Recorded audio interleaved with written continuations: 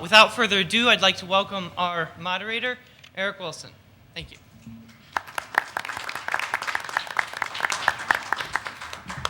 Thanks, Daniel. And another round of applause for Daniel because he helped organize this whole thing. I have the easy job. I just come up here and read the questions, make sure I don't screw anybody's name up. But he organized this whole thing with help from some staff members here from Rock Valley. So how about another round of applause for Daniel?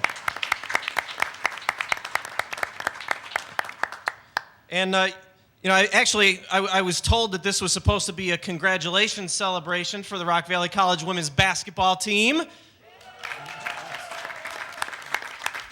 Clearly, they're much better looking than all of you up there, so I quickly realized my mistake. A lot younger, too.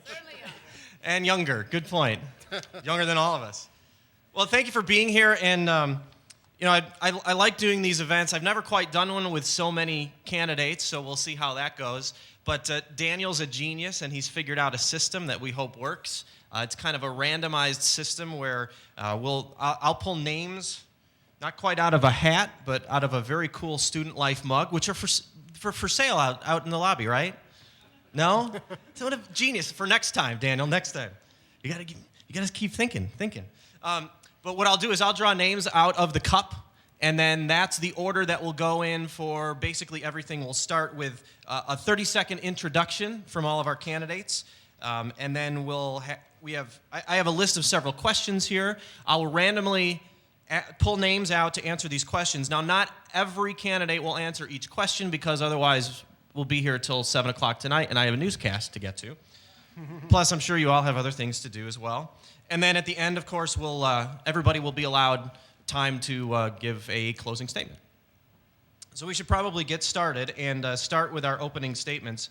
And why don't we just start, since it's opening statements, let's just start at the far end. I can't see all of the name tags, and I don't know all of the faces, but I do know Lynn Carney. Lynn, would you like to start with your opening statement? Certainly. I usually have better luck not having my name drawn out of a container. My name is Lynn Carney. I've lived in the Rockford area all of my life. Some of you may be familiar. My father taught here for 30-plus years. But I was a middle school science teacher for 35 years. I loved it. So I have a lot of time in working in the public sector. I'm familiar with the state and how they work with the public sector. I was also president of my local teachers union for 25 years in the Harlem district. I still serve for the past 15 years on the Illinois Federation of Teachers as one of the 40 vice presidents for the state of Illinois, and I chair the Civil, Human, and Women's Rights Committee and have for all 15 years that I've served on the IFT Executive Board. I attended Rock Valley College. I've always had quite a warm spot in my heart for Rock Valley College, so I believe my 30 seconds probably. Close enough. It's opening statements. I'm not going to get out the whip or the to gong. It's not like Showtime at the Apollo. We're not going to yank you off the stage. I'm going to play that music. 30 seconds is close. Okay, next, Dick Morris. Good afternoon, Eric, and thank you and the students for inviting us here to meet and discuss Rock Valley College's future. I also want to congratulate the women's basketball team and the men's team. They had a great showing as well. My background is I'm a retired CEO of Rockford Products, LLC here in Rockford, Illinois. And as a retired CEO, I wanted to give back to the community. So I thought this would be a great way to get involved with the community and with preparing the workforce and certainly the young students that are going to this school as well as other schools here in the area. There's nothing more vital in this area than the young people that are going to be replacing people like me and replacing all of us here at this table. And we have to prepare them for what's going to hit them out in the reality of the real world. And I also, my son has taught here for 6 summers as an adjunct faculty member. My 2 daughters attended summer school here. I attended a night class here. My wife graduated from here with her associates in nursing and went on to get a BSN at Rockford College. So we've got some good, strong ties to Rock Valley College, and I really like to give back to this institution and make this region a much better place. Thank you. Thanks, Dick. Next, we have Romero Bennett. Good afternoon. My name is Romero Bennett. I've been in Rockford now for 21 years, originally from Milwaukee, Wisconsin. And I used to make fun of Rockford when I first moved here because everything where I came from was bigger, more crime, more challenges, everything in front of us. And so when I seen the things on the news here, I would be like, hey, that's nothing. But what got me involved in the community was my son. I'm a father of 6 children, all born at St. Anthony's Hospital here in town. And he probably was 9 at the time. And while I was sitting there laughing at the news, he looked at me and said, Dad, this is my home. So at that point, it changed my life, and I decided to get involved in the Rockford community. So as a business owner here, I own Blue Sky Insurance Agency, which is a full-service insurance agency, basically. I've sat on different boards here in town, MELD, Clam Arboretum, currently on the Chamber Board and St. Anthony's Foundation Council Board. Been kind of a quiet guy going through, sometimes maybe just filling quotas, I don't know. But with that said, I also did take a class here at Rock Valley, A class, and just for the record, I got an A. Okay? The last thing I would say is that my whole platform is bridging the gap, or gaps in education. And I'll leave it at that for now. Thank you. Thank you, Romero. Next, Frank Haney. Thank you very much, Eric, and thank you for having me here today. My name's Frank Haney. A little about me, I'm a first-generation college kid. I'm a proud Rock Valley College graduate. I went on from Rock Valley, went to Rockford College, then got my master's degree in organizational leadership at Lewis University. I wouldn't have wound up with a master's degree if I didn't start here. I'm a kid who grew up in Rockford in a working middle-class family. I'm 39 years old today, and I got 3 kids. And I'm very proud of that, but I want them to have an opportunity to have a good local option for their next step after high school. In Rock Valley, there's not a community in the state of Illinois that needs their community college more than we need Rock Valley. And very excited about this process. One last thing, I was peer elected to be the facilitator of a group called Next Rockford, a group of Gen X and Gen Y professionals that want to improve our community. I also sit on the Rockford Area Economic Development Council Board and work here locally at a 100-year-old business, Williams Manning Insurance. Very excited to be here today and appreciate you taking the time to give us a few minutes. Thank you. Thanks, Frank. And nice shout out to Lewis. Go Flyers. That's right. Also a Lewis University graduate. Next, Colin Grennan. Thank you. Basically, I was born in Rockford, raised in Stillman Valley. I had the pleasure of attending Rock Valley College and earning my associates about a little over 10 years ago. And basically, it was a life-changing experience for me. And really, my education here served me well to go on. I finished my bachelor's at NIU, biological sciences, also completed a master's degree there. And certainly, I look back at my time at Rock Valley, and that's had some of the most excellent teachers and classes that I've had in my entire educational career. And so really, I want to be a part of that for Rock Valley. I want to serve this community as part of the board. Basically, just to maintain that quality and for future students, for anybody in the community. Thank you. Thank you, Colin. Patrick Murphy. Good morning. I wanted to thank everyone as well for coming here today. Apparently, I'm a little bit unique here on this table. I did not actually attend Rock Valley College. I came from Minnesota. I actually attended 3 different community colleges up there, as well as some technical colleges. I moved to Illinois 1997 for work into Rockford in 2000. So I've been here about 13 years now. I am a small business owner in the community. I travel all over the United States. I've been to all 50. I traveled to over 20 different countries. I bring a bigger perspective, I think, back to my community. I do serve on a board here, Rockford MELD, which is a great organization in case you haven't heard of it. And I guess I got involved in this because I do like to give back to my community. People who sit there and they say, well, if you don't vote, you don't get to complain. Well, you can vote and you can complain, but until you do something about it, it really doesn't count. So I wanted to make sure that I came back, I did something for the community, and that, we get involved here. And it's really a testament to see 10 people running, 9 of us here today, but there are 10 people running for this. And that's really a nice thing to say about RVC, that many people care. So, again, I want to thank you all for coming as well. Thanks, Pat. Next is Mike Olson. Thank you very much, Eric. I want to preface my remarks by thanking my friend Mr. Slaybaugh for putting this together. A lot of hard work has gone into it, and I think I speak on behalf of all of us when I say we really appreciate the time you've put into this. My name is Mike Olson. I am a first-term trustee running for re-election. I ran for the board in the first place because Rock Valley College has been good to my family. It's been good to me. I am a former student. My family has numerous former students, and I wanted to do my part to help bring Rock Valley College and Rockford into the 21st century. There's more to do. We have a lot of initiatives that we're very excited about. Our Running Start program, our Advanced Now coalition with Cianci, our downtown outreach. We have a lot to do, and I think in the next 6 years it's going to be very critical where the board takes us. So I wanted to submit myself for re-election because I feel there's more to accomplish. Thank you. Thanks, Mike. And now Ray Montalongo. How you doing? Thank you all for coming out today. My name is Ray Montalongo, President of Montel Technologies, LLC. We are a minority certified technology contractor in the city of Rockford. I started my company in 2001 and still in business here. We graduate from Bradley University, degree in College of Business and Computer Information Systems. As part of my time here in Rockford, I'm a prior board member for the Rockford Chamber of Commerce, LaVols Latina, and the Rockford Public Library. I'm running for Rock Valley College trustee primarily for a couple reasons here. One being the technology approach. Currently in the technology industry, we're fortunate to be seeing growth right now in our company of 100% last year. We're looking at about 300% this year in growth.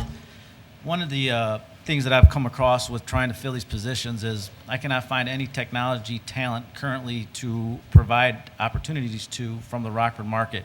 All of my employees have come from the Chicagoland area, and I see that as a big problem for our community here, especially if I'm going to provide this as my headquarter operations for my company as we continue to grow. The other initiative here is the Regional Fiber Optic Network, which I have all of this information on my domain, rvctrustee.com, which I've done the research and invested to publish for the community to read on. But if you haven't or don't know the information on this, I'd highly advise you look at it. And I feel I bring the technology experience to the college to help make sure that we are leading in the right direction. Thank you, Ray. And actually, that's all the time we have. We finally got through our 8 candidates. I was kind of glad all 10 didn't show up. Okay, now, I was a little lax on the time there, but I'm going to be a little more militant. We've got the official timer. I don't know what it does when it gets down to 0, but I will let you know when it gets down to 0. And also, Daniel's going to be he's got much cooler timer than I have. He's got the iPad where he's going to keep time. He gives me the little time the egg in your kitchen timer. So that's gonna be in my deal next time. I want the iPad up here. Okay, so our system then again, I will just draw names randomly out of the cup until we have 4 people answer the first question, then we'll move on to the second question. I'll draw 4 more names, then all the names will go back into the cup. So not everybody answers every question, but hopefully we get everybody the same opportunity to answer. Does that seem fair? If not, take it up with Daniel. Okay, our first candidate is Colin Grennan. And the question is, what do you see as the role of a Rock Valley College trustee, and how should the students influence that role? Can you hear me? All right. I think that's certainly a great question. And basically, I see the trustee as an overseer. I guess the name to me kind of says it. The college is entrusted to these individuals. Okay, they're there to protect the goals of the college. So in this case, Rock Valley's goals of providing ready access to affordable but high quality education in the Rockford area, and the board not necessarily there to micromanage how that's done specifically, but there to see that that's being done and that the community is being served by the school. 2 things I can think of really for students certainly to influence those roles, and one is to vote. Whoever you're going to vote for, I encourage everyone to get involved in the process and to check out candidates and certainly make your voice heard that way. The second way is certainly by communicating with the board directly. Send them emails. Again, the role of the college is to serve the community, and the best way to make sure that's happening is to have the community give feedback to the board. So, thank you. Thanks, Colin. Same question to Frank Haney. Thank you very much. Just one quick thing to start here. This morning I posted my official answer to this question, and I'll go through it on my campaign site, frankhaney.biz. Because we won't be able to answer all these questions, I'm going to take some time and post some articles on my thoughts, so that if you do have questions on my candidacy after today, go ahead and look me up at frankhaney.biz. Also, send me a tweet on Twitter. I'm talking Rock Valley as part of my campaign, and there will be follow-up questions. So please shoot those to me. In terms of the role of a trustee, I think it's pretty simple. You're elected to represent all constituents. Who are they? Students, faculty, staff, administration. Who else? People who work in education, business, the nonprofit sector, people who pay taxes and are residents, people who are non-students. We're elected as trustees to represent all of these folks. Now, we're talking today with students and a lot of faculty and staff, and obviously you guys are critical to Rock Valley. But at the same time, we have to represent everybody as trustees. What else? We set policy.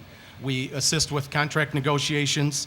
We help set the vision of the college. Where do we want to be in 5 and 10 years? We need to, as trustees, focus on growth. We cannot shrink our way to greatness in this community and also on this campus. We need to lead. We need to make tough decisions, even when they're unpopular. And that's tough. If you're going to be on this board, we have shrinking revenue. We have shrinking tax money coming from property. Who knows what the state's going to do? And our enrollment's down a few points. We have tough decisions, but we do need to work together. That leads me to a couple other things. We need to be good ambassadors. I think part of being a trustee is you're a cheerleader for this great college in this community. Also on campus, you need to have synergy with the president and the faculty and the staff, and you need to expect the president and the faculty and staff to have synergy with each other so that we best serve our students. Thanks, and just on time. Although this is a little anticlimactic, don't you think? I was hoping for an eh or a ding or something. So Frank, you're the first one that gets buzzed. Thank you. Same question to Mike Olson. Thank you. The role of an RVC trustee is it's very basic. The board is the governing institution of the college. It has the ability to set policy and direction. It has the ability to hire and fire the president. It is an enormous responsibility insofar as setting policy and budgets and things of that nature. How can students influence us? It's already been said. They can come to our meetings, they can email us, they can call us. Our contact information as public office holders is available for the public domain. So I think we all would welcome a lot more input from our students, because those are the people that are really most directly impacted by the decisions that we make. Every single vote that we cast ultimately has bearing on the student, whether it's a tuition increase or a new program. And I think that students, we need to have that voice. I think in many ways the student trustee helps serve that role, and we're grateful for it. But not always, we hear every perspective, and I think as many perspectives as we can hear, not just from our student trustee who's the representative, but from active and engaged students who care about where this college is going. I think that's a critical part of the decision-making process, because without it, we're pretty much lost. Thanks, Mike. And our final candidate to answer that question, Pat Murphy. Thank you. I like what they said. I'll just stick with that. No. The role of a trustee, it is an ambassador in the community. It's not only in the community, but to the students, the teachers, faculty, staff, everyone. The job it's a critical one. And right now, it's more critical than ever with 3 open positions to choose from between the 10 of us.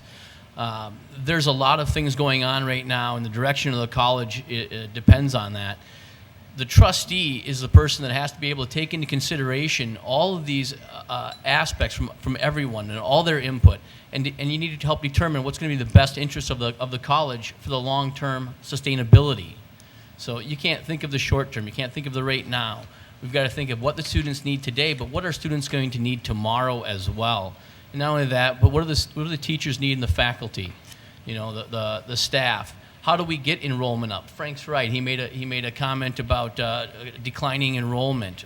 We have declining property values. We have money not coming from the state. Our revenue sources are declining, and the board kind of needs to figure out how do we handle that and how do we best deal with those problems to keep RVC active in the community and the great college that it is. I meet a lot of people, especially during this campaign, that come up to me and they say what RVC has done for them, what it's done for their children. It's been around for decades, and it's an important role of a trustee to make sure that it's still here decades from now for my children and hopefully theirs. So I think the role is mainly to be able to take all of these, all this input and be able to make the best decision for the longevity of the college itself. Okay, thanks, Pat. All right, you four guys can take a breather because there are only 4 names left in the cup, and we know who they are.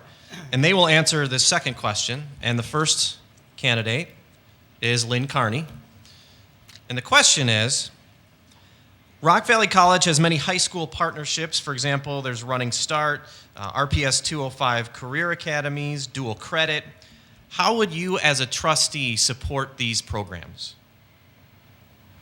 First of all, I'd actually like to say that back in the day when partnerships with the local public schools were just coming to the forefront, I actually sat on a group that helped to organize the dual credit program that exists still today, which is very successful, I believe, and has done a marvelous job in preparing many of the students at the high school for entrance into college. But further than that, I believe that Rock Valley College needs to form even additional partnerships with school districts and even start to move it down from the high school level, because oftentimes if you're just now realizing at the high school level that you're going to be going on to something beyond high school, you really need to start thinking of that even in the middle school and even perhaps in the late elementary schools. I've always been a firm believer that one of the things that perhaps the community colleges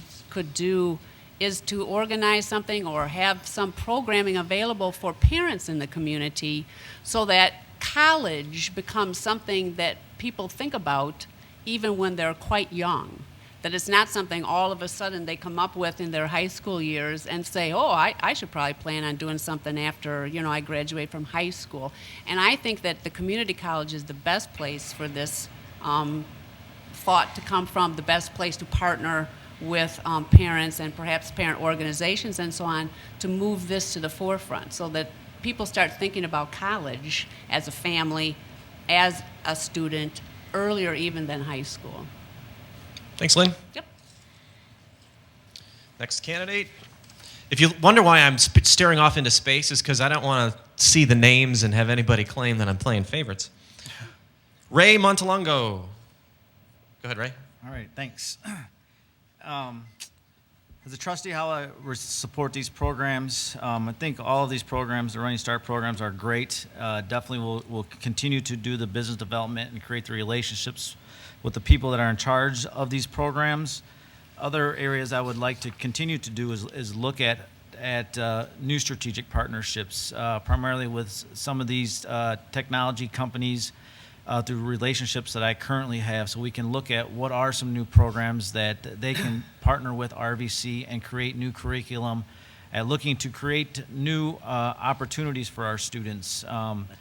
Manufacturing being one, aerospace being another, and IT being the third. That are 3 that we have direct relationships with and contacts.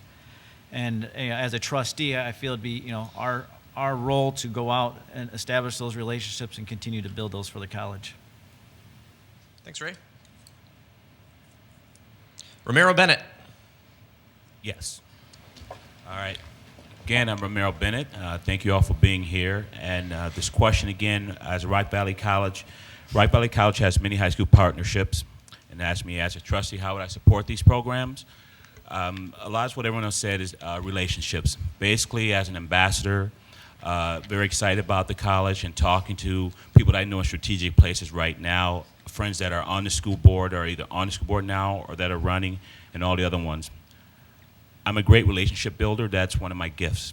I can bridge the gap between cultures and people. And some of the challenges when you talk about these programs, how to support that, if a student is looking at you and he feels that you don't understand what their true needs are, even though these are in place, it still is not going to serve any purpose.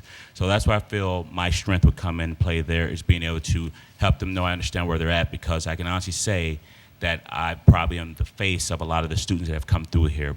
Thank you. Thanks, Romero. Anybody want to guess whose name is left in the cup? who hasn't answered yet? All right. Let's make sure. No, if it's not your name, Dick, then there's a problem. Oh, look, Dick Morris. Thank you, Eric. You're welcome. Appreciate it. Let me start with saying that I support these programs, and I feel they're very vital to the college and to our community's future. I would go beyond the high school partnerships.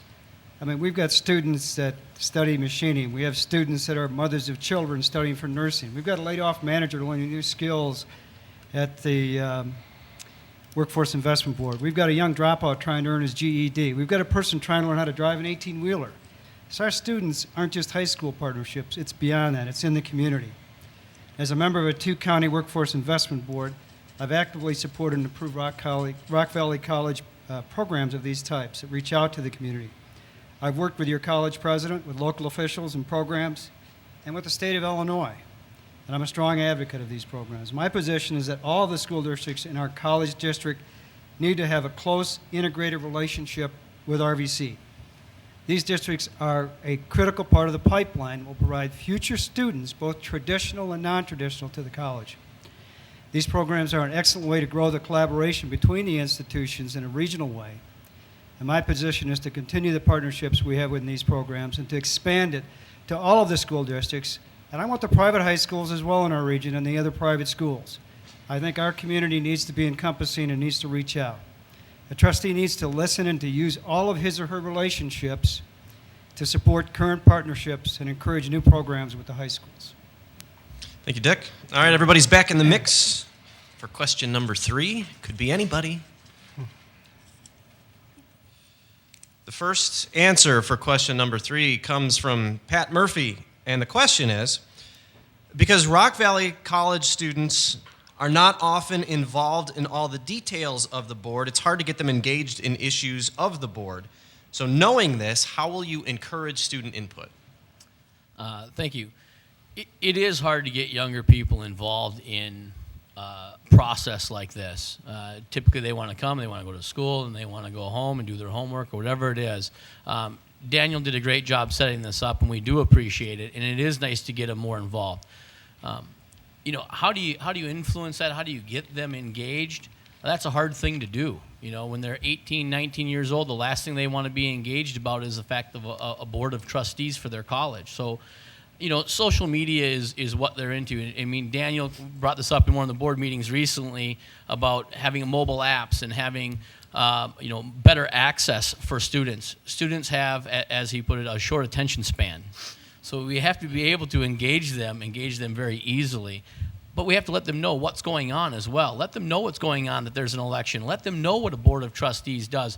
Let them know how it affects them and how they can influence it. Because it is important. They do have a say in it. They are a stakeholder. You know, and that's kind of a role of Daniel, really, is to help get these students more engaged in the process, more engaged in the school itself and its future, hopefully. There's a lot we can learn from them on what they want and what they need to be able to come here, to be able to retain the students. You know, right now it's not just an enrollment issue that we have. We also have a retainment. We have to be able to train students in this community, and we have to be able to retain them. We don't want to be losing students to other colleges and then not have them come back to the Rockford or the Rock Valley community. You know, we need that education level here. We need to increase the average education level of our entire community. So, Thanks, Pat. Next candidate, Mike Olson. Thank you. Oftentimes, we hear from students at our board meetings when a critical issue comes up, such as faculty negotiations. Recently, we've had a lot of students come and talk to us about the Arts Instructional Center. So I think in many ways, the students are already engaged and on the issues that they care about. How do we encourage student input? I think Pat is right in that a lot of that function is served by our student trustee, who does an amazing job speaking to our students and engaging with them and getting their opinions on various board issues. It's a difficult thing to wade into the weeds, as the board sometimes has to do as a student. And you aren't always apprised of what is going on because there's a lot of closed session material that you can't easily share with students. The way I would encourage student input is definitely through social media, as Pat has said. Soliciting input through surveys, which our student life department does very well, and I think we profit very well by it. But I think the most basic way is, as I said earlier, our contact information is public domain. I would encourage students, do not feel shy about emailing us, calling us, telling us what you think about a certain issue, because we can't adequately represent the community of students here if we don't know what they're saying. Because there's only one member of the board who is here every single day, and that's the student trustee. The rest of us try to profit from his information and his expertise, but we also need to hear directly from the students. I would definitely encourage people to contact us directly. Thanks, Mike. Frank Haney. Thank you. How will you encourage student input as a trustee? You know, as we've said before, be social. I think that is a piece of it. That's not the entire story. We need to challenge students and be honest with them, challenge them to get involved. I think going to where they are in social media is important, but also the idea that we live in a community right now in Rockford where there are too few young people, and there are too few young people who are educated.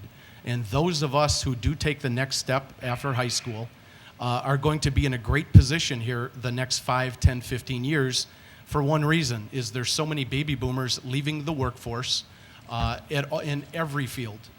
So it is tough in Rockford right now. However, when young people get involved, whether it's in the governing of their college they go to or politically outside of campus, I think that's important. What else can we do here at Rock Valley? Encourage Rock Valley students to attend at least one board meeting and address the board before they're mad about something. And I would also say that, because I see how many staff and faculty are here, is I don't want to wait until the next faculty negotiation to build some relationships on this campus, because there's going to be things that we agree on, there's going to be some things we disagree on. I think that's critical, and I think it goes for students as well. I think as a trustee, you need to support faculty and administration in their attempts to build rapport and to serve and to engage our students. That's important. Reach out to the Student Government Association. I can't sit here before you today and say that I understand the structure and who some of the players are of who are leaders within our student community. I need to improve on that. And I need to listen, and I also need to respect you enough to disagree with you if you're a student and you're talking about an issue. That's respect. And I'll learn from you, but also at the same time it goes both ways. Thank you. Thanks, Frank. Right on the money. Okay, now, honestly, these are all random, but so far, the same 3 candidates who answered question 3 also answered question 1. It's not planned that way. This is completely random. I'm going to shake it up a little bit more. Now, if I pick Colin's name, I'm going to think something strange is happening here in this cup. Okay, Romero Bennett. I feel a little bit better now with the universe and the randomness of the universe. Well, I think the way to get students involved, I guess, I do feel is going to where they're at. Another thing with them is that they're all about their phones. You know, social media, their phones, that's where they get their information from. And we have to find a way to be there. Now, from what I understand, we're working on infrastructure here, I guess I would say, to get better Wi-Fi type things so we can communicate with the kids. I believe in the QR codes, we can post stuff up on the billboards, walls. They can walk by with their phones, beep, and, they got information. And I always go back to the basic thing of them feeling that let's find out what their concerns are. So when we speak about, I'll just leave it at that. Let's find out what their concerns are. Then we know how to engage them.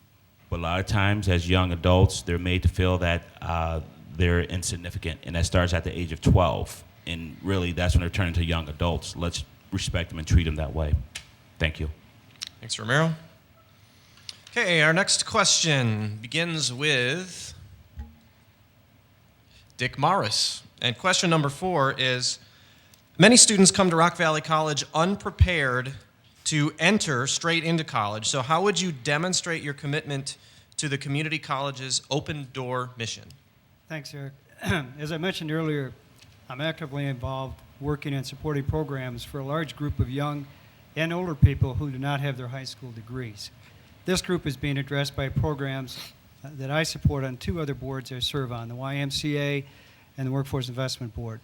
We're also about to propose a group that has to be taught pre-GED because they can't get through the GED entrance test. So I'm already showing my commitment to the mission of reaching out to the community. We need to do more and more collaborations. And I mentioned earlier, with all of our high schools and our college district are essential for more student access. Part of an open door mission is you also have to go out and open the doors with actions.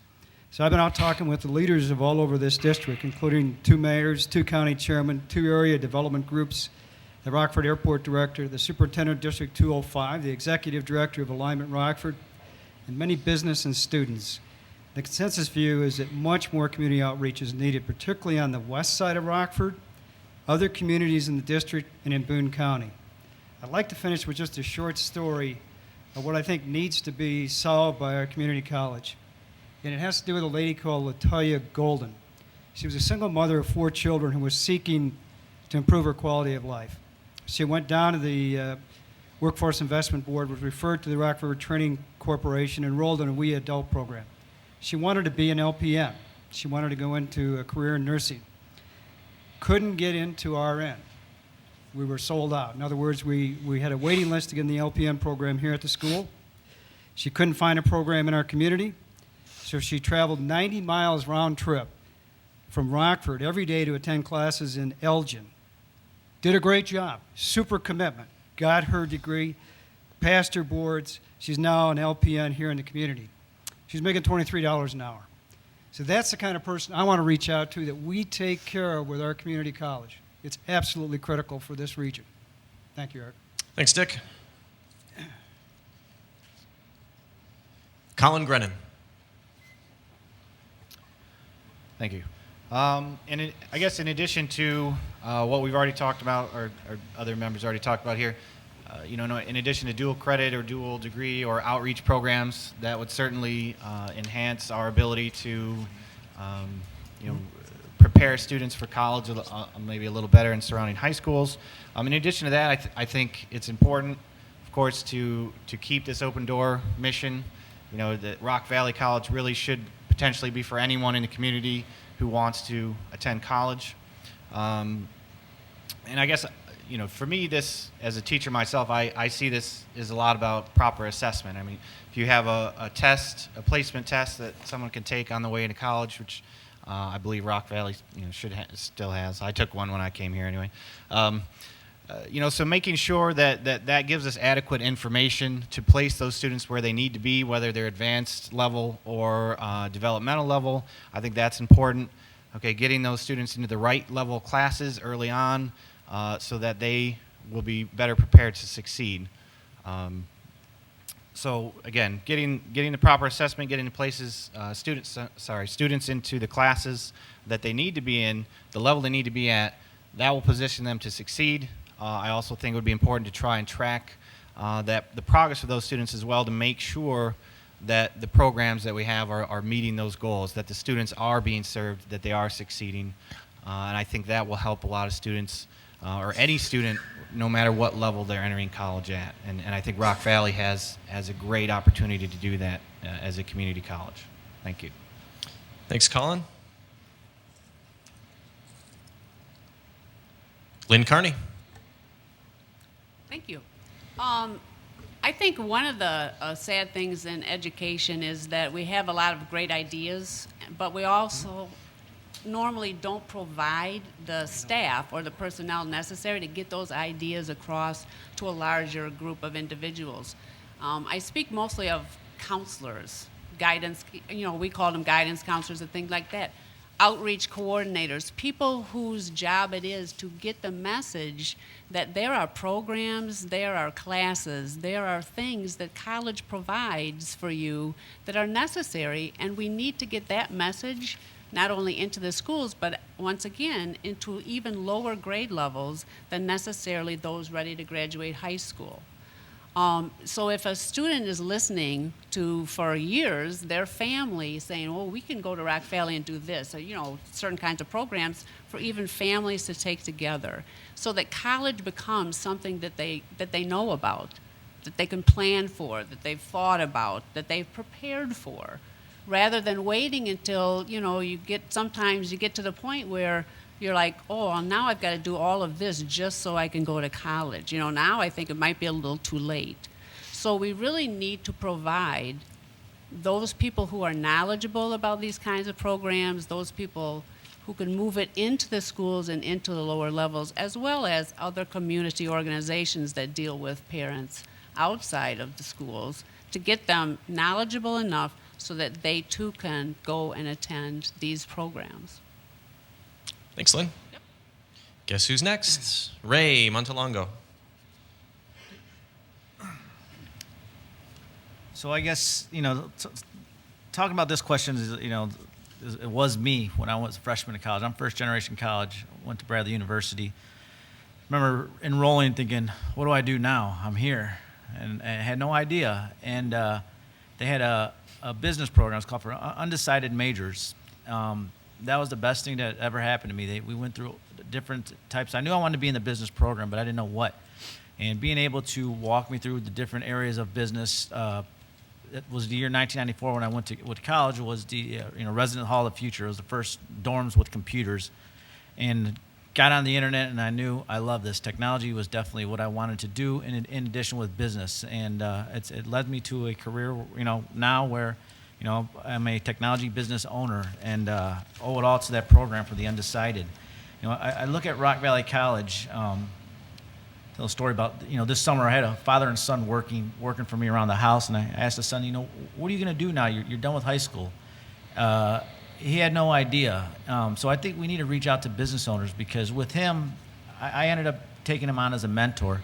I said, you need to go to Rock Valley. You need to look at these programs here, and he needed to come back first and take a English for a second language course to get enrolled. But I'm going to mentor him now and get him through the Cisco Academy is my goal, and hopefully bring him on to employ him in the future here.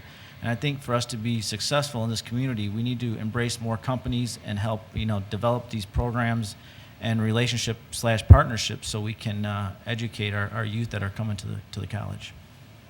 Thanks, Ray. Okay, all the names are back in the cup.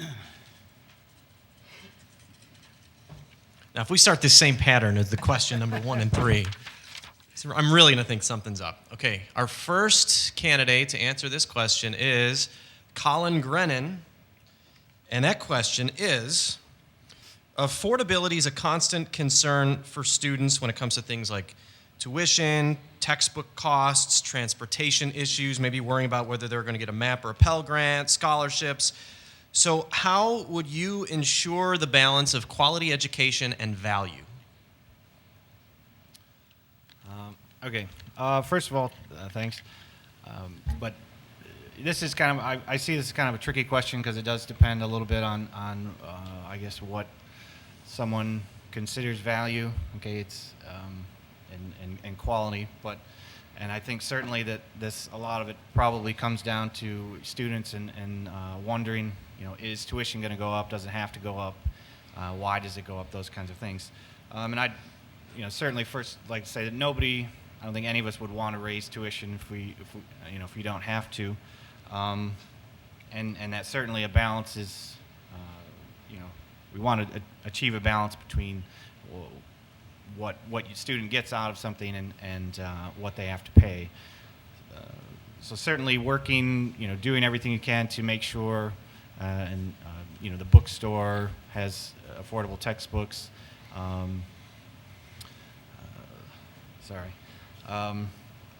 Anyway, let me move on. I think it's really the key is to prioritize things that are directly going to affect students. Okay,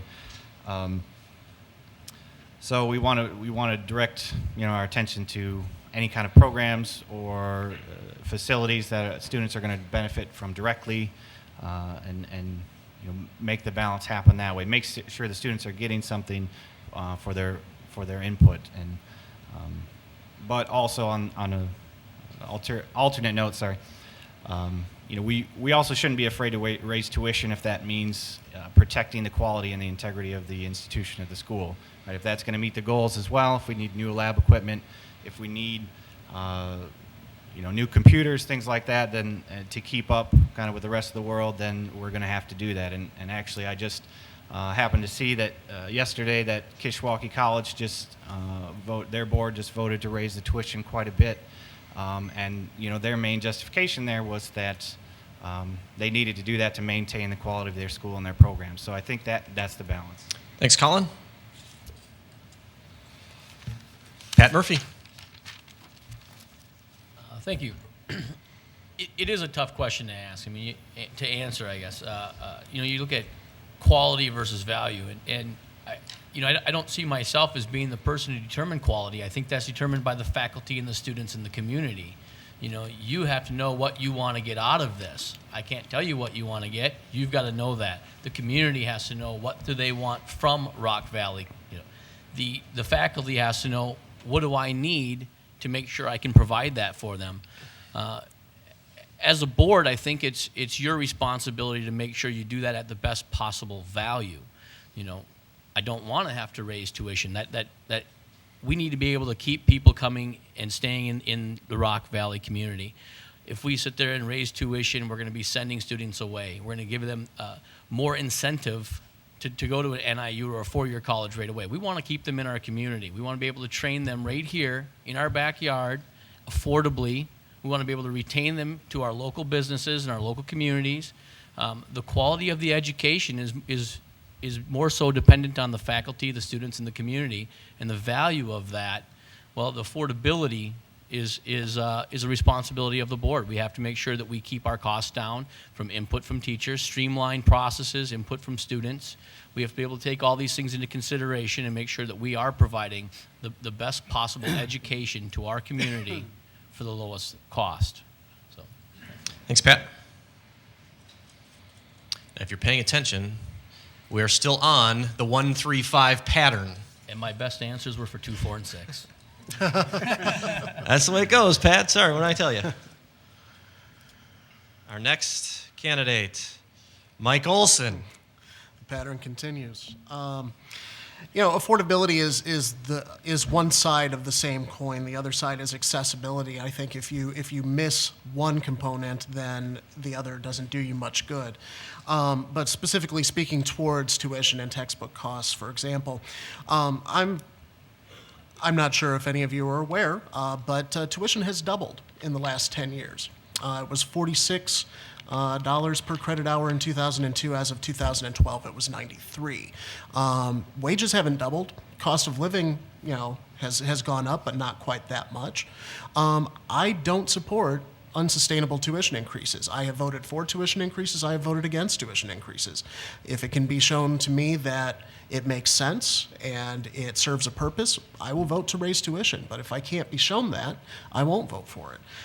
So I think it's cold comfort for a lot of people in our community when they hear, well, Rock Valley is the third lowest tuition in the state. Well, I think that doesn't do a whole lot of good for a lot of people when, the poverty level is as high as it is in this community. Textbook costs, we've done a lot in the last 6 years to contain textbook costs. We have a textbook rental program that many of our students take advantage of. We now have the FA Link system where textbook costs are directly charged to a student's financial aid, whether it be Pell Grant or student loans or any sort of aid. And scholarships are out there that help with the cost of textbooks. I also don't think we're doing enough to address our transportation issues. And on the board, I think that's one of our main roles, is to anticipate the needs of the students who do have trouble making it to our campus. We can't remain stuck on one corner in Northeast Rockford forever. So I think it's more important than ever before that we do outreach to other sections of the community. Thanks, Mike. I'm also tempted to have somebody else draw this name just to see if I'm the pattern. Ray Montalongo. All right. Obviously, this is definitely a issue here. I mean, looking at it for myself, last year I finally paid off my 10 years of college loans that it took me to finally pay off. So this is definitely an area that, you look at this and you don't want to see students go through that pattern. I mean, it was difficult, 10 years of having that burden of that high cost that carries you everywhere you go, move, career you go to, you still got to pay that loan off for that education. So, I think there's two ways here. One is looking at making sure that the students do know what they want to achieve in life here, or kind of their lifelong goal for as a career, because there's so many kids that are going to go in, spend a lot of money, and decide that's not what they want to do. So, by helping develop that program, I think that is critical for the college and even high school to start preparing as seniors in high school. Another thing I'm going to go back to is technology. Rock Valley being connected to this regional fiber optic network will give us connectivity at 10 gigabits of Ethernet. Several of you may not know what this is, but this allows us, to do new services that definitely are not available at this time to the college. So finding those niches and those new services of using technology from the college can definitely help generate new revenue opportunities, which then can reduce the cost for our students. So that is the value that I bring, is to help the college do so. Thanks, Ray.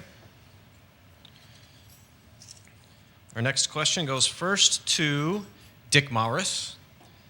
And that question is, how would you influence the capital or building projects, and what do you see as the board's role in facilities planning? Well, thanks, Eric. One of the first things I'd point out is that there are 48 community colleges in the state of Illinois, so there's a lot of competition for projects that need to be completed. I would start with the college's strategic plan for review. If the plan requires capital or building projects or investments, as we would call them in our business, my company board would want a business model and a comprehensive return on that investment. In this case, our board should want to see the education model and a comprehensive set of measurable results or metrics that would be achieved by the investment. One of our primary responsibilities as trustees is to oversee the budget, so this is important for the board. The facilities planning should be driven by the college's strategic plan and has to include more than just bricks and mortar. Capital is needed to upgrade classrooms, to upgrade systems, to upgrade technology, as Ray's pointed out. At each location, we now have 8 sites, if I counted right on the map. After all my interviews, it's apparent that also a number of communities outside of Rockford want some type of RVC presence. If approved, these would need some type of capital. But all of this should come out of the strategic plan. For example, if the strategic plan has a 5-year time horizon to educate more certificate students in, say, machining or welding or business administration, then the planning has to account for facilities to house the programs and the equipment and technology necessary to ensure state-of-the-art value. The board's role is not to micromanage the planning or the expense accounts, but to review the overall facilities plan with a diligent review, asking appropriate questions and providing input and help where we bring experience to the party. My experience includes starting up and investing in facilities in Mexico and in China and managing large multi-million-dollar capital projects and projects here in Rockford. The projects usually cost more than planned. They're usually late if something important is missed. I feel my experience in capital projects and programs and budgets would prevent expensive misses. I know the right questions to ask. And the other thing I would add is that the competition for the funds is going to be intense. So the quality of your plan is what will win the day for you when you go as a community college to get something done. Thanks, Eric. Thanks, Dick. Right on time. Okay. Next candidate, Frank Haney. Thank you very much. I'm going to touch on the last two. This affordable and accessible question is so personal to me. I just want to take a minute on it. and it ties into capital. A lot of this is tied to budget. We need to be sound with our budget. It's an $84 million budget on average, and we need people who are going to be good students of it. We need to have a pro-growth agenda. We cannot shrink our way to greatness in this community. When we look at this, we have a young lady in the back. Her name's Cassie. She graduated from Harlem High School. She's pre-med, and she wants to go to Bradley. I learned that before the meeting here. We can compete for A and B students in our local high schools. We can compete and help and serve our C, D, and F students out of our local high schools, and we all know we get a fair share of those too. We can also help dislocated workers. We can help folks who are not looking for a degree, they're looking for, they need to go in a career track. So we can grow, okay? In terms of making it accessible to folks, we need to partner with our area partners, any taxing body. We need to partner with our foundation board. A lot of this capital money, to tie the two together, it's based on also raising funds locally. We need to make sure that we're off this campus and looking at opportunities to serve others elsewhere. And we also need to look at what obstacles are in the way of folks who are poor. We have a very high poverty and low educational attainment in our community. And as a result, we have high crime, right? One of the ways that we're going to solve some of our community problems is to bring more people to this college and also to take this college into our community. Maybe we don't need to build another building in Belvedere to increase our programming there. There's plenty of empty ones. I'm sure you know that we could fill. We just need to take some of these incredible teachers and take them elsewhere if that's what it takes. Lastly, in terms of accessibility, we need to measure twice and cut once before we build one thing on this campus. I do know we've gone through a pretty interesting process. Sorry, I didn't mean to interrupt. That's your time. That's my time. Thank you. Although you did answer question 5, were you just continuing on with question 6 now? I was just melding them the two together. I'm just giving you a hard time. Okay, we've got 2 candidates left. Romero Bennett, same question. And can you answer question 6 for me, please? Okay. Way to get around my system, Frank. Sorry. I have to be very honest with you. On this question, I don't feel completely qualified as of yet to answer it properly. How would I influence it, though? In my thought process is, does it line up with the school's vision and mission? That would be the way that I would approach looking at capital building and projects for the college here. That would, and I apologize, just being very honest with you, that is the best that I could express at this point. Thank you. Romero, I've done a lot of these things, and somebody actually professing their honesty is refreshing. So thank you. And last on the list, I wanted to make sure that it was Lynn, because it's me. if not, then something else is screwy with my system. Yeah. Go ahead, Lynn. Well, basically, the college has a long-term strategic plan, and part of that long-term strategic plan is a facilities, and capital improvement piece. Basically, as a trustee, I would rely upon the hard work and consistent information sharing of the administration as well as the staff and faculty, because they're the ones that are working day to day. They're the ones most familiar with the plan and what's next, so that you don't come up against a deadline and say, now we should think about improving our technology and so on and so forth. At the last board meeting, there was lengthy discussion, as I attended as a spectator, lengthy discussion about the technology plan and how it's going forward and what's necessary and so on. So basically, as a trustee, I would rely upon and monitor closely the administration's reports on what is next, what's next.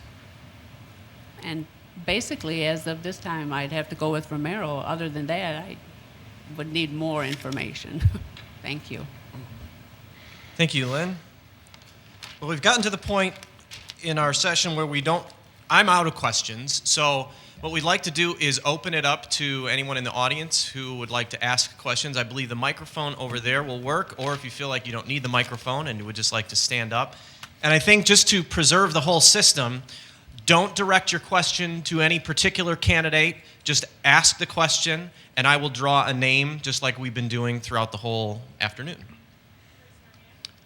You're the first person to raise your hand. You go ahead and stand up. If you want the microphone, you can. Otherwise, you can ask it from right where you are.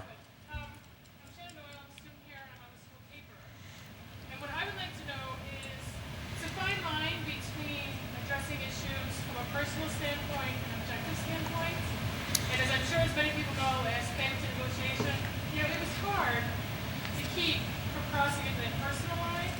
So my question is, do you guys have a plan set for how to balance that between the personal and the objectivity in all the issues that you're going to face, especially the ones as personal as active negotiations and things to do with administration of students? Frank Haney.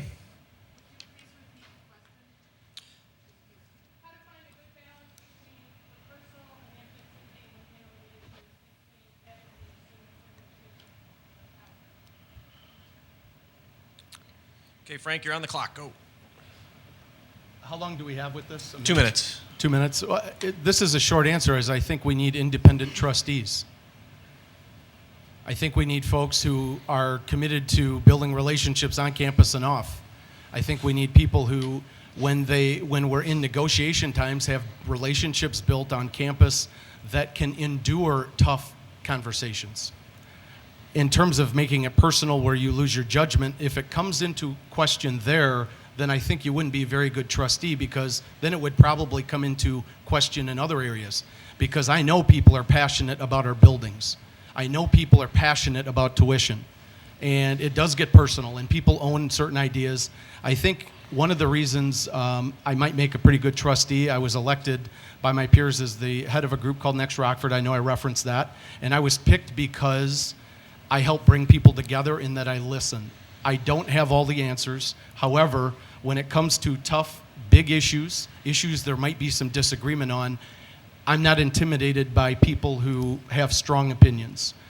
In terms of being independent, part of a campaign is you do need to raise some money during a campaign, and I think it's incumbent upon people running for office that they're independent in their approach. I have a lot of people involved with my campaign. Some are in education, some are in business. I like that mix. That fits me.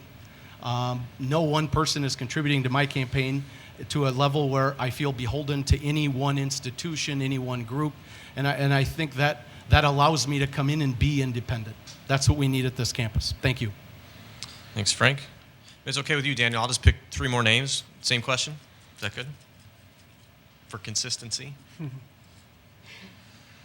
Lynn Carney. Well, basically, since I have bargained contracts for almost 30 years, it is a difficult relationship to have, but basically you need transparency. You need absolute transparency. Everyone needs to know what the issues are. Everyone needs to know what's available. It should never be basically personal. It should always be professional. And everyone needs the same information in order for it to be professional. So knowledge is key. Information sharing is key. Positive negotiations are very beneficial in these kinds of relationships. However, one needs the trust, which is the foundation, if you're going to have positive negotiations. So transparency, transparency, transparency. Thanks, Lynn. Yep. Same question. How do you balance personal with being objective? To Mike Olson. Thank you. The best way that I can phrase it is, and I've said this many times to a lot of different people, and I think the basic question is, how do you separate the personal from the professional or the political? I think the best way to do that is to check your political philosophy at the door. When you are in the boardroom and when you are behind closed doors, you cannot let ideology take the day and make your decisions for you.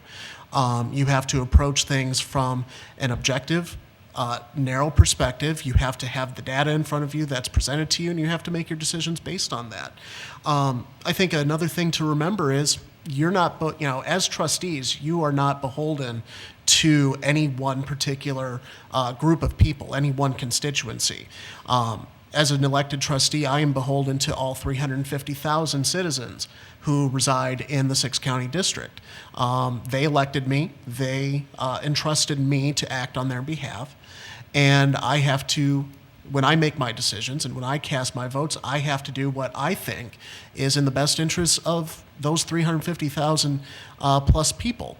So, at times you're going to make people angry. And I think you have to approach this in a way that you're not afraid to do that. You don't have to be nasty, you don't have to be personal, but you have to be able to make the decisions in a disinterested, dispassionate way that doesn't let your own personal philosophy take precedence. Thanks, Mike.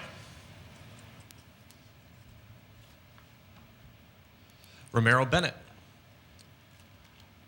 I think where a lot of problems come in at, because sometimes people don't feel heard. I do feel that there's agendas and bureaucracy, everything that comes at the table people bring.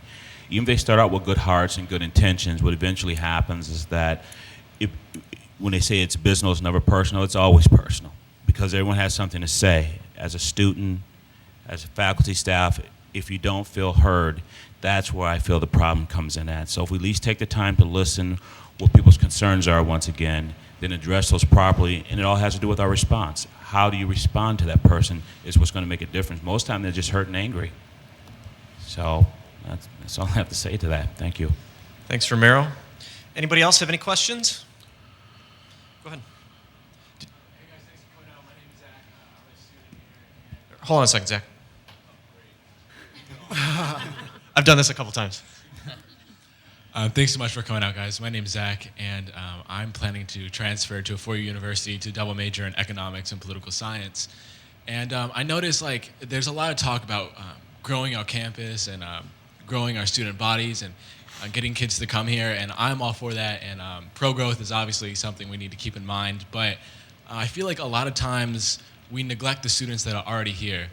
For instance, our political science department, we have one guy, a fantastic professor. Professor Ruckman is by far one of the best on campus, but one guy can't cover all the needs of future political scientists like myself, So I guess my question to you is just, what is your plan on growing the programs and the classes, and I guess the number of professors that we have here on campus? What's your plan for growth on campus here?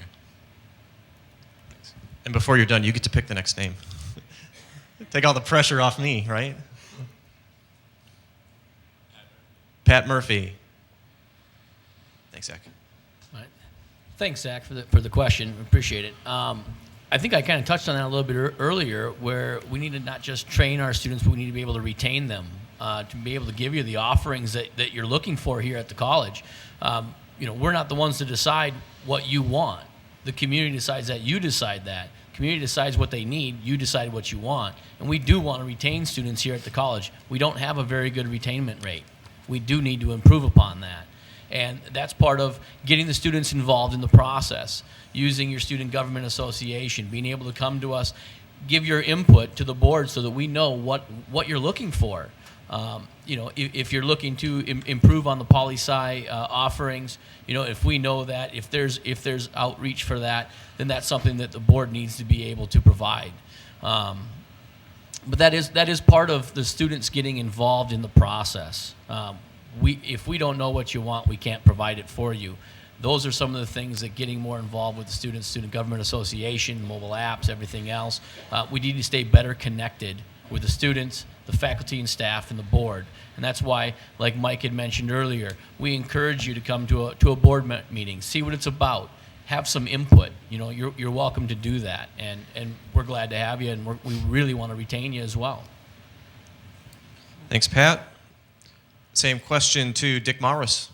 Eric, could you give me the question one more time? Sure. And I'm going to paraphrase, I guess, a little bit from what Zach said, but basically is how will you be able to expand the offerings, expand or increase the staff as far as professors? Is that am I getting that sort of right, Zach? Yeah, so I mean, when we go into political science, there's one poli-sci professor here, and in the fall, only one poli-sci class is being offered. And political science is a big major. There's a lot of classes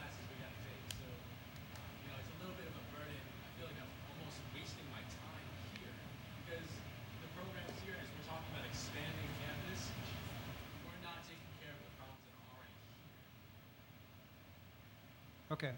Thanks, Eric, and thank you. Well, a trustee's role, I think, and a very critical part of the role, is to help the college pursue alternative sources of funding.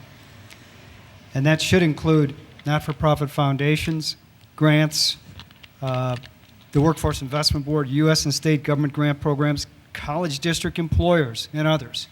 We've got to get more money. Now, we're in a state that's not got a lot of money, so it's going to be competitive. And I think it's important that we figure out a way to expand our enrollment, because we've got to have more students, and we have to grow ourselves. And I guess my view is I like to increase the top line, which allows us to be able to add more professors and add more services to the students that are here. My son taught here, and he had some of the same questions about art history. And I get it. It is a tough thing to only have one professor or one teacher of a subject as complex and difficult as some of those can be. But I do think that we have to pursue alternative sources of revenue and funds for the school, because it's probably not going to come from property tax increases. It's probably not going to be coming from a huge tuition increase. I don't like either of those alternatives. I'd like to find some other way to get some more money to allow us to expand. Thank you. Thanks, Dick. Same question to Colin. Thank you. First of all, I'd like to say I'm glad that you had a great experience with Rock Valley. I had the same kind of experience, and glad to see that's happening. I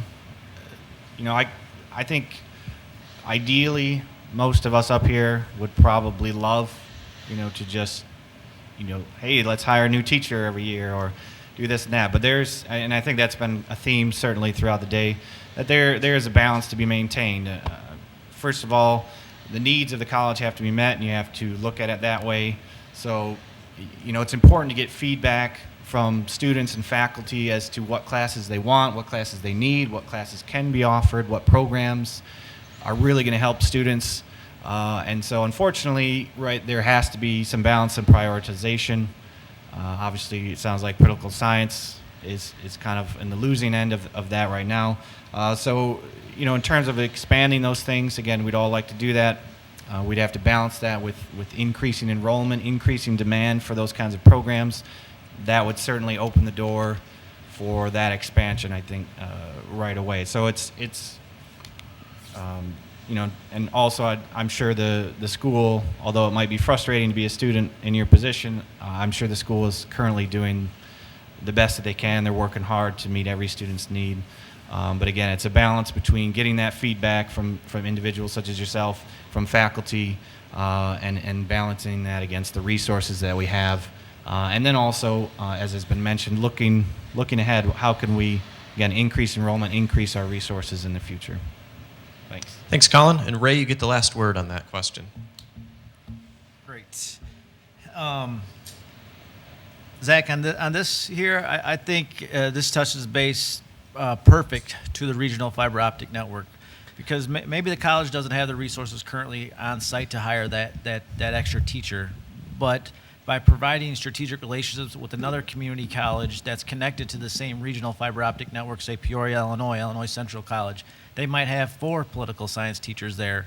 By creating that partnership, now they can provide that class online, and you can take that class sitting here in Rock Valley College, and be able to get those same credit hours from other institutions. So as a trustee, it's going to be our responsibility to find out the needs from the students like this and go out and create those relationships and partnerships so that we can provide you the best services possible here. Thank you, Ray. I think that does it for the question portion. We're pretty close to time. We want to give the candidates some time actually to close things out. Plus, we're at a point where every candidate has actually answered the same number of questions. I think that's kind of fair to stop there, especially with as big a group as we have. So now we'll go to some closing statements. We'd like you to keep those under a minute, 30 seconds to a minute. And we will time you for those. And I'm going to do them randomly from the cup, because I have the cup and I can. Our first closing statement comes from Mike Olson. Thank you, Eric, and thank you, everybody, for coming out this afternoon. It's a testament to the role of Rock Valley College in our community that we do have so many interested people both running for the position of the Board of Trustees and people here to listen to us speak. I ask for your support in the April 9th election. I am running because, as I said earlier, we have a lot more to do. We've accomplished a lot over the last 6 years, and I think we can do more. Over the past 6 years, we've built a brand new science and math classroom building, the Jacobs Center for Science and Math. I'm very proud of that. We've done unprecedented efforts to contain textbook costs and make college more affordable for our students in Rockford, in the Rockford area. We've expanded our downtown presence at the Learning and Opportunities Center. We weren't able to talk about that much today, but that's something that's very important to reach out to a previously underserved section of our community. And we're resolving the Arts Instructional Center saga. And we're going to be improving and renovating our facilities for the needs of the 21st century. But as I said, there's more to be done. And I would like to ask for your support to help achieve more for Rock Valley College and for our community. Thank you, Mike. Our next closing statement comes from Dick Morris. Thanks, Eric. I guess where I would start is that my role is to represent the community and stakeholders of the college to the best of my ability and use my skills, education. I am a cheesehead. I graduated from University of Wisconsin. And experiences for the benefit of all of these stakeholders. I intend to help the college to continue to succeed and to be a critical entity in the growth of the regional community. I'll use my network of relationships here locally, regionally, and at the state level to work hard for more RVC funding. By definition, Rock Valley College is a community college, and therefore it has to be a proactive part of the community. And that's what I want to do. I think we need to reach out much more in the community, and we have to engage the community, ask questions and weigh the inputs and facts of each issue and make informed decisions. The students and their success are the product the college produces. My son taught here 6 summers. My wife graduated from here. My daughters attended school here. I even attended a metallurgical night course. Didn't get an A, only got a B, but we were raising 3 kids and working a full-time job, so it was tough. Sorry, Dick, that's time. I didn't interrupt, that's time. Well, anyways, It's the only part of this job I hate. I don't like interrupting. With just one statement. The students are important. They have a place at the table with the board, and their input to the board is essential and important. Both traditional and non-traditional students are why the college exists, and the board trustee has to be accessible to the students and any other stakeholder. Thanks, Dick. Frank Haney, you're next. Thank you. Again, my name's Frank Haney, and I would love your vote on April 9th. From grad to dad, Rock Valley's for me. It did a great job for me as a kid. And now that I'm a father of 3 kids, I need Rock Valley to be a great local option for my kids and a lot of other young people in this community. If you want to stay in touch, please do so. We don't have a lot of time left, but I would encourage you to go to frankhaney.biz. I'm going to talk about Rock Valley, things I think are important, things I'm learning through this process, and ask me tough questions. It's okay, because if I can't answer them before the election to your satisfaction, then I probably can't answer them after. So I really appreciate your time. Daniel, great job putting this together, and Eric, thanks so much for hosting us today. Thank you so much. Thanks, Frank. Lynn Carney. Thank you. In closing, I would just like to say that I believe that the board should be somewhat diverse in its representation. It is an educational location, and I've spent my entire life in education. I believe I understand the issues of education, not just in a middle school environment, but I also serve with a number of individuals on the community college level through my association with the IFT. We talk about issues of the community colleges, not only in the state of Illinois, but throughout the United States. So I'm well versed in some of the issues that affect them. I've been in public service all of my life. I understand how the state deals with those in public employment. Some of those issues are very unique and not found in the business world. I believe I bring an enormous amount of background in these areas which I think would be helpful as a person on the board. So I appreciate this time. I appreciate everyone who came out. Thank you. Thanks, Lynn. Next closing statement from Ray Montalongo.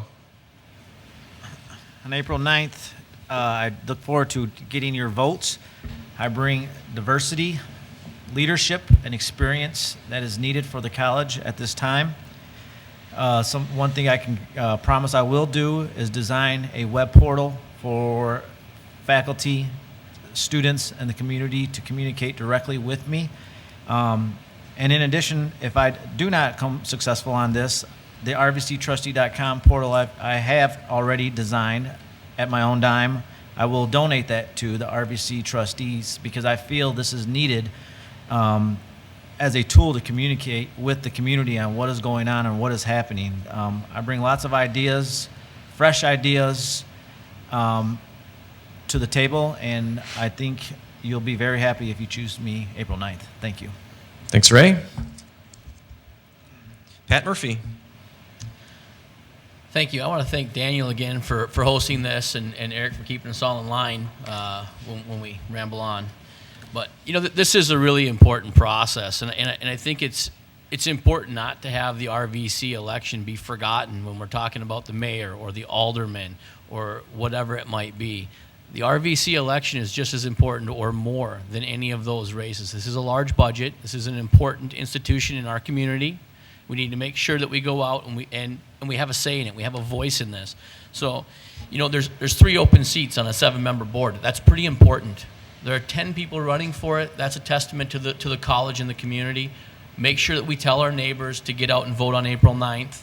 And I'm not going to be too shy to ask you for your vote for Patrick Murphy either. Thank you. Thanks, Pat. Colin Grennan.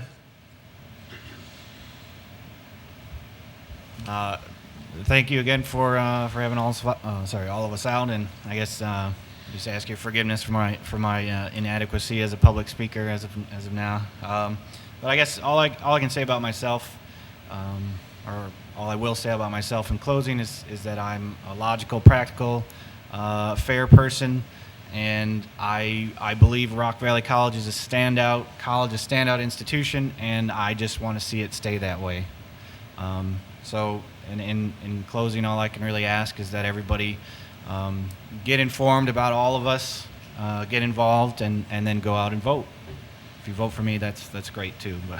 So thank you. Thanks, Colin. And don't feel bad. I have to apologize for my public speaking skills every day.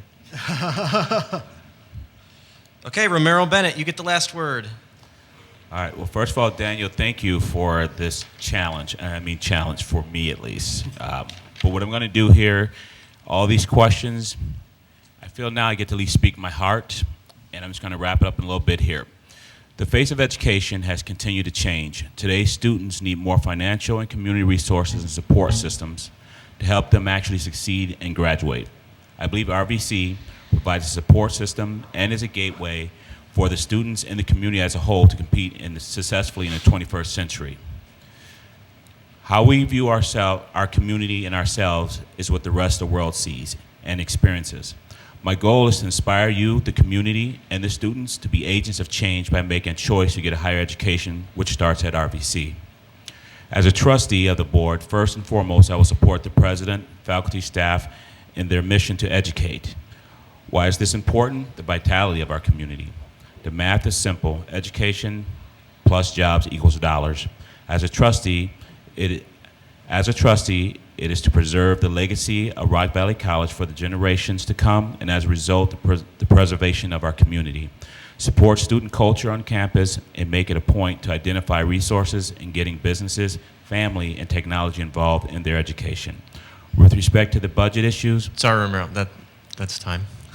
Thanks. All right, how about a nice round of applause for our candidates? And for Daniel, I know he's been acknowledged multiple times today. Nice work. And thank you for coming too. I mean, it shows how important you feel this race is. I mean, there's plenty of other things that you could find yourself doing around a noon hour.